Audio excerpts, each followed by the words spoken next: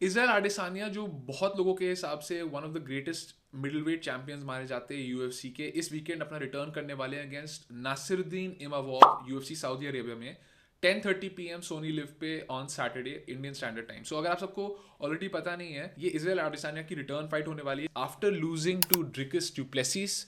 एक championship fight के लिए ड्रिकस ड्यूप्लेसिस जो चैंपियन थे उन्होंने उनको फोर्थ राउंड में चोक आउट कर दिया, और अब इज़राइल आडेसानिया कुछ ही महीनों बाद अपना रिटर्न करने के लिए तैयार हो रहे हैं अगेंस्ट इमावोव जो फ्रांस के एक फाइटर है। तो मेरे हिसाब से ये इज़राइल आडेसानिया की one of the most important fights है अगर उनको यूएफसी में रहना है और फिर से कभी फ्यूचर में टाइटल अर्न करनी है वापस। नासिरुद्दीन इमावोव अभी करंटली मिडिल वेट में नंबर 5 रैंक है। इमावोव एक बहुत अच्छे फाइटर हैं, पर उससे पहले अगर मैं इमावोव की बात करूं, मेरे हिसाब से इजी एक ऐसे पॉइंट पे अपने करियर में जहां पे, अगर आपको ऑलरेडी पता नहीं है, वो अपने लास्ट 3 फाइट्स हार चुके हैं 4 फाइट्स में से। परेरा के अगेंस्ट उनकी लास्ट विक्ट्री थी जो बहुत इंप्रेसिव विक्ट्री थी, बट उसके बाद से वो शॉन स्ट्रिकलैंड से हार चुके हैं।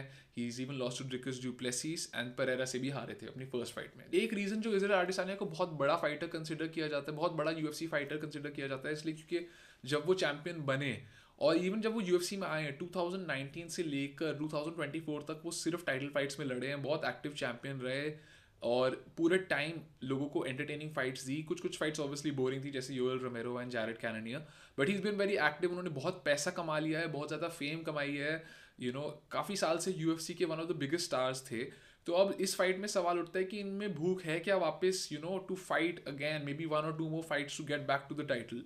और अगर आप इजी के इंटरव्यू सुनो जो स्पेशली ड्रिकस वाली फाइट से पहले और उसके बाद भी, ही वाज सेइंग कि he has done all that he had to and now he is just on doing side quest in the UFC. तो मेरे हिसाब से अगर आप उस माइंडसेट को देखो तो who knows whether he is still in the mindset to come back and fight for the highest level of competition to get to the title, है ना।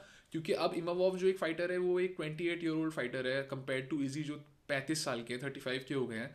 बहुत एज डिफरेंस है, काफ़ी ज़्यादा फाइट्स हैं इजी के पास कंपेयर टू इमावोव। इमावोव एक better well rounded fighter है आई वुड से, in terms of how well rounded Imavov is. He can grapple well, take down defense उनका इजी से बेटर है, plus he can take lot of fighters की back ले रखी है उन्होंने। जैरेड कैननियर की बैक ली थी उन्होंने उनकी फाइट में, इवन दो ज़्यादा देर कंट्रोल नहीं कर पाए, he was still able to take such a much more powerful fighters back. And अगर वो कैननियर की बैक ले सकते हैं, मेरे हिसाब से इजी की भी ले सकते हैं, even though easy is better at keeping his distance. But वही बात, बार बार ये सवाल मेरे दिमाग में उठ के आ रहा है कि ये फाइट इवन दो इजी को हमने इससे I would say higher competition को फेस करते हुए देखा है, वही सवाल उठ के आता है क्या इजी में अभी भी वो हंगर है to get back to the title compared to Imavov. क्योंकि अगर आप किसी भी हाई लेवल कोच या एनालिस्ट से बात करो या उनको सुनो इंटरव्यू में, उनके हिसाब से ये जो टॉप 5 या टॉप 3 फाइटर्स होते हैं एमएमए में, यूएफसी डिविजन्स में, उनमें स्किल लेवल में ज़्यादा डिफरेंस नहीं होता। उनमें जो डिफरेंस होता है वो ज़्यादा मेंटालिटी और माइंडसेट में होता है, कौन सा फाइटर कौन से दिन पे सही माइंडसेट में है, राइट। तो बहुत इंपॉर्टेंट होने वाला है, क्योंकि मेरे हिसाब से if Izzy is locked in and ready to like prove himself and get back to the title shot, this is going to be an easy fight for him. But if he is not, I think Imavov is going to be a tough fight for him, क्योंकि Imavov is statistically, अगर आप जाके stats देखो, UFC stats देखो इन दोनों fighters के, striking and grappling के सारे स्टैटिस्टिक्स में Imavov is better than him. ठीक है, landed strikes landed per minute Imavov is 4.51, Izzy is 4। striking accuracy Imavov is 55, Izzy is 48. Strikes absorbed per minute less for Imavov 3.2, more for Izzy 3.21. अब obviously Izzy has been fighting more in the UFC, तो ये stats उसके हिसाब से adjusted है, right? But मेरे हिसाब से वही बात आ जाती है कि they both are very close, and इसलिए एज आई मैंशनड पहले कि it's going to come down to the mentality. Imavov एक बहुत हंग्री फाइटर है, करंटली एक 3 फाइट विन स्ट्रीक पे है कंपेयर टू इजी जो लास्ट 4 फाइट्स में से 3 फाइट्स हार चुका है। तो दोनों फाइटर्स बहुत अलग ट्रजेक्ट्री पे हैं अपने करियर में। एक फाइटर अपने पीक से नीचे उतर रहा है और दूसरा फाइटर पीक की तरफ जा रहा है।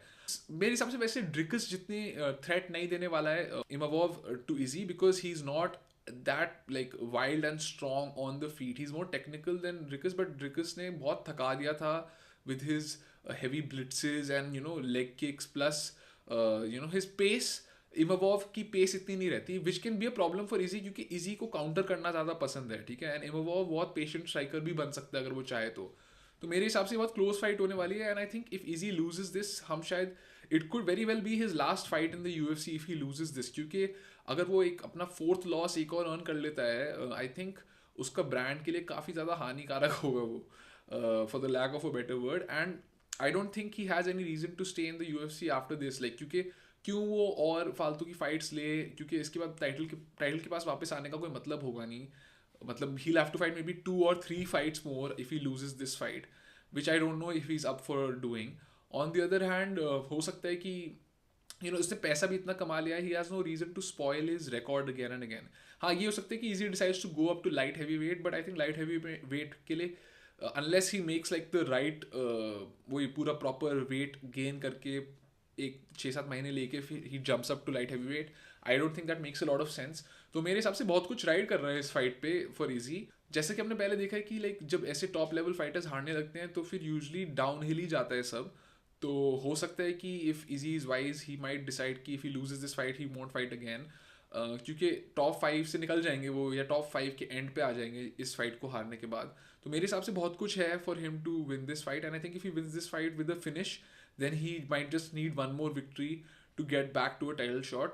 And even though I think अब title जीतना easy के लिए tough है, at least he will be in the top 5 contendership, and interesting fights बन सकती है उनके लिए फिर भी.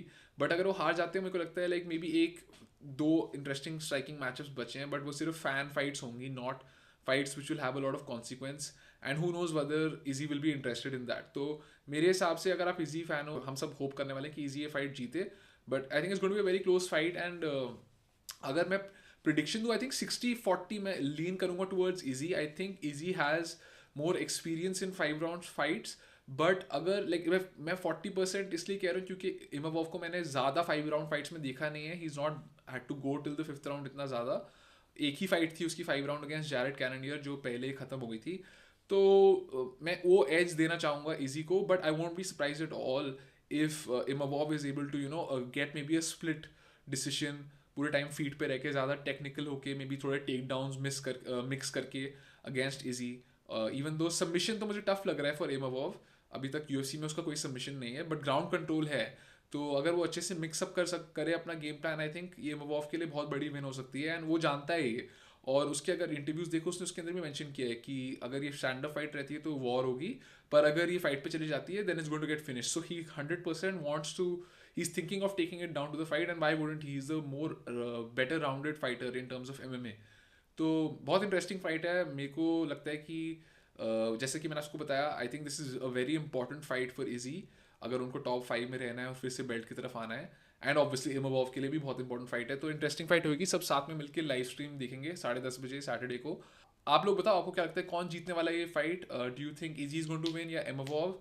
And do you think if Izzy loses he is going to retire? Let me know, और मैं जल्दी आप सबसे बात करता हूँ. Alright, see you guys.